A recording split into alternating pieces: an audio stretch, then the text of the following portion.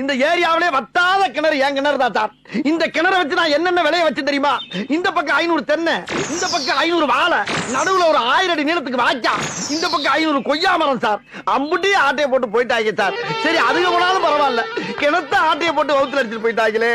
என்னால முடியல. பாத்தீங்களா சார், என் கதையை கேட்டு நீங்களே பிம்மி பிம்மி அழுறீங்க பாரு. நான் அதுக்கு அழலடா. வேற எத்தனையோ கேஸ் அட்டன் பண்ணிருக்கேன். வேற வாழ்க்கையில இப்படி ஒரு கேஸ் நான் அட்டன் பண்ணவே இல்லடா. கிணறு காணோம்னு ஒரு கேஸ் ஆடா. அதாண்டி கேஸ். போதும்டா. என்ன ட்ரெஸ் கலட்டுறா? ஒருவேளை இவன் கிணறு தோண்ட போறானோ? ஐயாட்ட கொடுத்து சுடல வேலை வெட்டியே போயிட்டான் அப்படின்னு சொல்லிடுறா. ஒரு சின்ன பிரச்சனைக்கு போய் ஏன் சார் எதுடா சின்ன பிரச்சனை? ஒரு கிணறு காணாம போற சின்ன பிரச்சனையா? இன்னைக்கு கிணத்த காணலம்ப, கொஞ்ச நாள் கழிச்சு ஆத்த காணலம்ப, அப்புறம் ஊரை காணலம்ப, அப்புறம் உன்னையே காணல யார்ட்ட கம்ப்ளைண்ட் கொடுப்படா. நீ இருக்கிற ஊர்ல நான் இருக்க மாட்டேன்டா. நான் போறேன்டா.